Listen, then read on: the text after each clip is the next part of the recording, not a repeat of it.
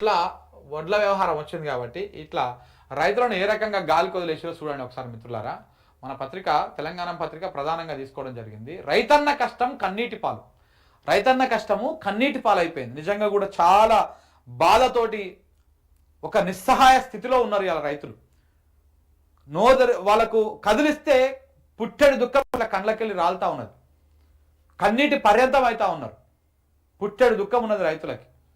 వాళ్ళంట కదిలిస్తే చాలు ఇప్పుడు ఒలవల ఏడిపే వాళ్ళకు మిగిలింది. చూడండి ఏం కష్టం చెప్పు. రైతన్న కష్టం కన్నీటి పాలైంది. 2 నెలలుగా కల్లాల్లోనే వడ్లు, ధాన్యం కొనే దిక్కు లేదు. ఓవైపు మొదలైన సాగు పనులు, ఇంకా పూర్తి కాని కొనుగోళ్లు, వర్షాలతో చెరువుల్లా ఐకేపీ సెంటర్లు, మొలకెత్తిన ధాన్యంతో రోడెక్కిన రైతు, వడ్లు కొనాలంటూ బైఠాయింపులు, రైతులను ఈడ్చి పడేస్తున్నటువంటి పోలీసులు, ఇంకెప్పుడు కొంటారంటూ ఆగ్రహం, అప్పులు తీర్చేందుకు పెన్లాం పిల్లల్ని అమ్ముకోవాలని అంటూ రైతన్న కన్నీళ్లు పెడతా ఉన్నాడు. దేశానికి అన్నం పెట్టే రైతన్న అరిగోస పడుతున్నాడు. 6 కాలం కష్టపడి పండించిన పంట అమ్ముకోలేక కన్నీళ్లు పెడుతున్నాడు. కళ్ళ ముందే పంట నీటి పాలై మొలకెత్తుతుంటే గుండెలు పగిలేలా రోధిస్తున్నారు. అప్పు చేసి సాగు చేస్తే సర్కారు ఆఖరికి చేతిలో చిప్పబెట్టిందంటూ ఆవేదన చెందుతున్నాడు. చేసిన అప్పు తీర్చేందుకు పెన్లాం పిల్లల్ని అమ్ముకోవాలని అంటూ సర్కారు నిలదీస్తున్నాడు.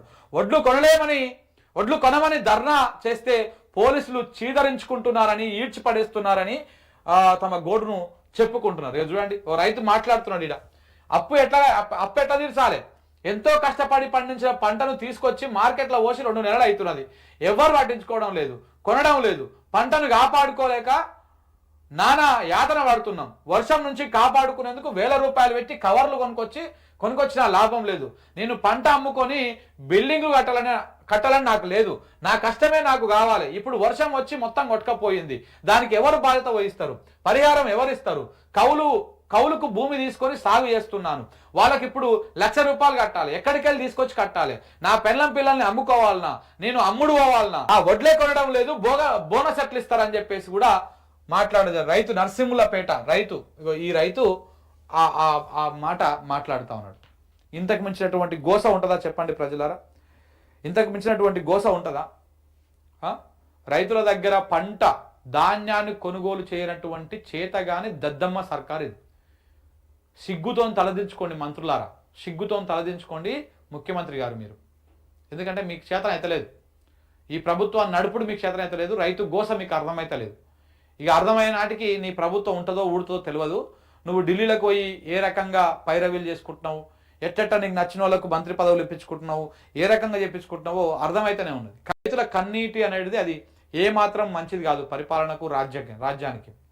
అంటారు కదా, ఎద్దేడ్చిన వ్యవసాయం బాగుపడదు, రైతు ఏడ్చినటువంటి రాజ్యం కూడా బాగుపడదు. ఎద్దుకు తిండి పెట్టకుండా, ఎద్దును కనీసం దానికి గడ్డేయకుండా, నీళ్లు దాపకుండా పొద్దుగాల నుంచి సాయంత్రం దాకా దాన్ని అరకాయటి కొడితే అది ఏడుస్తుంది. అది బాగుపడదు. ఆ ఏడుపు గొట్టుతో అంత బాధ పెట్టి ఆ మూగ జీవులను, నోరులేని జీవులను ఇబ్బంది పెట్టి వ్యవసాయం చేస్తే ఆ వ్యవసాయం ముంగలుకోదు. సేమ్ అట్లనే ఈ దేశాన్ని బతికిస్తున్నటువంటి రైతులు, ఈ దేశానికి అన్నం పెడుతున్నటువంటి అన్నదాతలు, వాళ్ళ పొట్టగొట్టి వాళ్ళు పండించిన పంట కొనకుండా ఇలా వర్షానికి తడిసి మొలకెత్తి వాళ్ళు అరిగోస పడుతుంటే, అప్పుల పాలయ్యి ఆత్మహత్యలకు పాల్పడుతుంటే, వాళ్ళ శవాల మీద మీరు రాజకీయం చేస్తుంటే ఈ రాజ్యం ముంగలిపోతుందా? ఈ రాజ్యం బాగుపడుతుందా? మీకు ఇంకెట్లా చెప్పాలి? 2 నెలల నుంచి అండి ఆయన చెప్తా ఉంటే బాధ అనిపిస్తుంది. 2 నెలల నుంచి పంట వండడానికి 4-5 నెలల సమయం పడుతుంది. పంట అమ్ముకోవడానికి 2 నెలల సమయం పడుతుందా? సిగ్గు అనిపిస్తలేదు మన పరిపాలకులకు? మన పాలకులకు సిగ్గుండాలి కదా. పంట కొనలేనటువంటి స్థితిలో, అంత దుర్మార్గం, అంత నీచమైన స్థాయిలో ఈ ప్రభుత్వం ఉందా? ఏం తగ్గించుకుంటేంది మీ సోకులకు, మీ ఖర్చులు, దుబారా ఖర్చు తగ్గించుకుంటేంది? ఢిల్లీకి పోయినప్పుడల్లా కోట్ల రూపాయలు ఖర్చు పెడుతురు కదా. 1 కోటి రూపాయలు పెడితే ఎంతమంది రైతులు కడుపు ఉంటుందో ఒకసారి ఆలోచన చేసిర్రా? 1 కోటి రూపాయలు పెడితే ఎంతమంది రైతుల ఒడ్లు కొనొచ్చునో ఆలోచన చేసిరా? మీరు మాత్రం రూపాయి ఖర్చు తగ్గించుకోరు, రూపాయి దుబారా ఖర్చు తగ్గించారు, ఏవి తగ్గించారు. ఇక రైతులను ఈ రకంగా గోస పెడతారా? ఇది ఎప్పటికీ మంచిది కాదు, గుర్తుపెట్టుకోండి. రైతులు దలుచుకుంటే రాజ్యాలు నిలబడతాయి, రైతులు దలుచుకుంటే రాజ్యాలు కూలిపోతాయి. అదే రైతు వాళ్ళు దలుచుకొని మీ రాజ్యాన్ని ఊలగొట్టిండు అనుకో బిడ్డ, మీకు చిప్పగతి అవుతుంది, మామూలుగా ఉండదు. రాజకీయంగా మీరు జీవితంలో కూడా మళ్ళీ పైకి రాలేదు.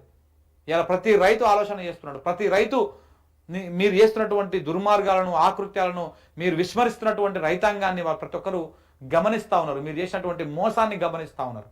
ఆ మోసం కోపంగా మారింది, ఉద్రేకంగా మారింది, రేపు ఇంకా పగగా మారింది అనుకో, జీవితంలో మీ ముఖం కూడా చూడరు వాళ్ళు. సో కాబట్టి దయచేసి రైతాంగాన్ని విస్మరించకండి. ఇక్కడ నేను పంట కొనుగోలు చేయరు, ఇక్కడ నేను చూడండి ఇగో మళ్ళీ క్యూ లైన్లు, విత్తనాల కోసం రైతుల పడిగాపులు, జీలుగు సబ్సిడీ కోసము సరిపడా సబ్సిడీ కోత, సరిపడా ఇవన్నీ విత్తనాలు, అయోమయంలో అన్నదాతలు. ఇక చూడండి ఇక్కడనేమో మళ్ళా క్యూ లైన్లు, చెప్పుల లైన్లు, పాస్ పుస్తకాలు, పేపర్లు లైన్లో పెట్టేటువంటి కార్యక్రమం మళ్ళా. ఇంక ఎవరిని సుఖ పెడుతున్నావు నువ్వు? నీ పరిపాలనలో ఎవరు సుఖంగా ఉన్నారు? ఎవరు 3 పూటల బోధింటున్నారు? ఏ రంగం చెప్పండి? రియల్ ఎస్టేట్ రంగం పడిపాయే, వ్యవసాయ రంగం ఇట్లా ఉండే, రైతుల గోస ఇట్లా ఉండే, కూలీలకు కూలి దొరకకపాయే, పనులకు పని దొరకకపాయే, నిర్మాణ రంగం మొత్తం పండుకొనే ఉండే. ఏడ జరుగుతున్నాయి? కన్స్ట్రక్షన్లు అవుతున్నాయా? పెద్ద పెద్ద కంపెనీలు వదిలిపెట్టండి, అక్కడ ఎవడు తెలుగుడు పోయి పని చేయడు, అంత మహారాష్ట్ర, బీహారు, మధ్యప్రదేశ్. కానీ చిన్నగా రియల్ ఎస్టేట్ వ్యాపారం చేసుకొని ఏదో 4 ఇల్లు కట్టుకొని అమ్ముకున్నటువంటి చిన్న బిజినెస్ మ్యాన్లు, చిన్న నిర్మాణ రంగంలో ఉన్నటువంటి వాళ్ళు ఎవ్వరు కూడా ఇలా వాళ్ళ చేతుల రూపాయి మందం పని లేదు. నీ రియల్ ఎస్టేట్, నీ హైడ్రా పుణ్యాన రియల్ ఎస్టేట్ పడిపాయి. ఏ రంగం సంతోషంగా ఉంది చెప్పండి? అన్ని రంగాలు, నిరుద్యోగ రంగం అసంతృప్తితోనే ఉంది, ఉద్యోగ రంగం అసంతృప్తే ఉన్నది, అన్ని రకాలుగా ఇబ్బందికరంగానే ఇబ్బందులే ఉన్నాయి. మరి ఎవరి కోసం నువ్వు ఈ పరిపాలన చేస్తున్నట్టు? దేనికోసం చేస్తున్నట్టు? ఇచ్చినటువంటి ఒక్క హామీ నెరవేర్చకపోగా ఉన్నదాన్ని కూడా సర్వనాశనం, సత్యనాశం చేస్తూ ఉంటివి. ఇవన్నీ ఏమి లేవు మన దగ్గర. మనోళ్ళ దగ్గర ఒడ్లు కొనడానికి మీ దగ్గర పైసలు లేవు, మనోళ్ళకి ఏదైనా పథకం ఇస్తేందుకు పైసలు లేవు, మా దగ్గర రూపాయి లేదు, అప్పు ఉడతలేదు అని చెప్పేసి మొత్తం చేతులు ఎత్తేస్తేవి. కానీ మళ్ళీ తెల్లారక ముందుకే ఆంధ్ర మీడియాలో, ఆంధ్ర పత్రికలలో వేల కోట్ల రూపాయల యాడ్లు ఇస్తావు నువ్వు. అంత మహానుభావుడివి. అవి బంద్ చేసుకుంటేంది? ఆ యాడ్ల వల్ల ఏమనుకో రూపాయి అక్కడికి వచ్చేది ఉన్నది? ఎందుకంటే ఆ యాడ్లు ఇస్తేనే మీకు కమిషన్లు వస్తాయి, ఆ యాడ్లు ఇస్తేనే మీ కోట్లు నింతాయి, మీ సంచులు నింతాయి. ఇదే కదా కావాల్సింది.